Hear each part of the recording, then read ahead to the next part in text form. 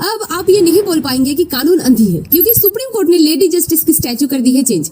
खाना बनाने के लिए हमारे किचन में कई तरीके की ऑयल यूज किया जाता है, जैसे कि mustard oil, sunflower oil, olive oil, लेकिन चाइना वाले एक बहुत ही यूनिक टाइप के ऑयल से खाना बनाते हैं और वो है गटर ऑयल। आपने इस चीज को तो कभी ना कभी देखा ही होगा, काफी ट्रेंड में भी है आजकल। तो ये है एक VR हेडसेट जिसे पहनकर गेम खेलने में ना अलग ही मजा आता है। लेकिन किसी ने एक ऐसा VR हेडसेट इन्वेंट किया है जिसे पहनकर गेम खेलते टाइम अगर गेम के अंदर आपकी मौत हो जाती है तो रियल लाइफ में भी आपकी मौत हो जाएगी। है दोस्तों, मैं हूं वानी। तो आज की वीडियो में हम बहुत से अजीब प्लस कमाल के कुछ फैक्ट्स के बारे में जानेंगे।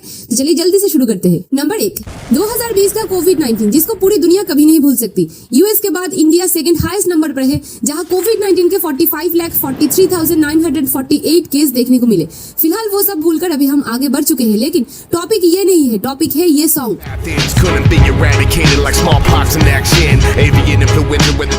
जिसको डॉक्टर क्रीप नाम के एक आदमी ने साल 2013 में बनाया था। गाने का नाम दिया गया था पैंडेमिक। गाने के लिरिक्स में कहा गया है कि 2020 combined with corona virus body stacking. आपको फिर से याद दिला दूं, कोरोना आया था 2020 में, गाने को बनाया गया है 2013 में। तो क्या ये आदमी भविष्यवाणी करता है? क्योंकि 7 साल पहले इसको कैसे पता चला? साल के साथ साथ महामारी का नाम तक भी इसने बता दिया।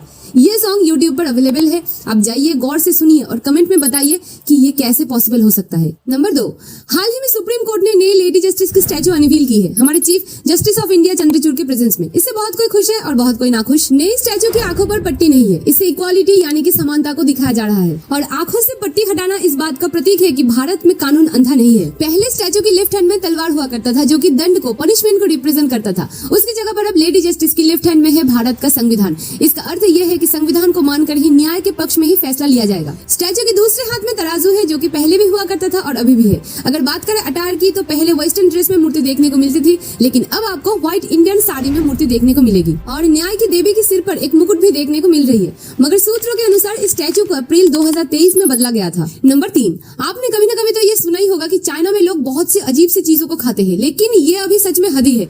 कुछ मीडिया रिपोर्ट्स का कहना है कि चीन में स्ट्रीट फूड वेंडर्स और चीप लोकल्स होटल्स खाना बनाने में गटर ऑयल का इस्तेमाल करते हैं। 2013 में रेडियो फ्री एशिया ने गटर ऑयल प्रोडक्शन का एक वीडियो रिलीज किया था। वीडियो के मुताबिक कुछ लोग गटर के मैन होल को खोलकर उसके वेस्ट को ड्रम या फिर बकेट में भरकर रिफाइंड फैक्ट्री में भेजते हैं, ताकि तेल और गंदगी अलग हो जाए। अभी इस वेस्ट में एनिमल पार्ट्स और पॉटी जैसी गंदगी भी रहती है, और तो और इसे कचरे के डब्बे और अन्य कई गंदी जगहों से भी निकाला जाता है। फिर इसको रिफाइन किया जाता है। रिफाइन करने के बाद उसमें सुगंधित चीजें ऐड किया जाता है ताकि बदबू या गंदगी की स्मेल ना आए। फिर इसको सीक्रेटली होटल्स और स्ट्रीट फूड वेंडर्स तक पहुंचाया जाता है। कुछ रिपोर्ट्स के मुताबिक चीन के कुछ गरीब परिवार पैसों के लिए गटर से इस तेल को निकालते हैं और कुछ दाम पर ऑयल फैक्ट्रीज को बेच देते हैं। वही ऑयल प्रोडक्शन से जुड़ी कुछ फैक्ट्रियां इस तेल को बहुत ही कम खर्च में रेडी करती है और होटल और वेंडर्स वालों को बहुत ही कम दाम में सप्लाई करती है। कई जगहों पर इस ऑयल को सलाइवा या स्पीट ऑयल यानी कि लार या थूक ऑयल भी कहा जाता है। इस ऑयल को लगातार खाने से कैंसर से लेकर कई गंभीर बीमारियां भी हो सकती है, इसीलिए चीन में ये ऑयल का इस्तेमाल इलीगल है।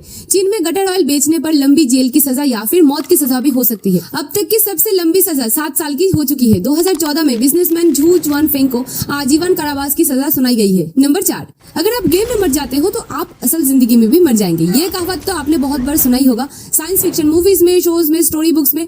Now it's a reality. इस वर्चुअल रियलिटी हेडसेट को पहनकर गेम खेलते टाइम अगर गेम में आपका कैरेक्टर मर जाता है तो हेडसेट रियल लाइफ में भी आपको तुरंत ही मार देगा। VR जायंट ओकुलस के फाउंडर पामर फ्रीमैन लकी ने 6 नवंबर 2022 में एक पोस्ट में कहा कि उन्होंने इस जानलेवा हेडसेट को बनाया है। लकी ने गियर के टॉप पर 3 एक्सप्लोसिव चार्ज ऐड किया है। हेडसेट के अंदर लगा एक फोटो सेंसर ये पता लगाता है कि स्क्रीन एक खास फ्रीक्वेंसी पर लाल रंग में चमकता है या नहीं।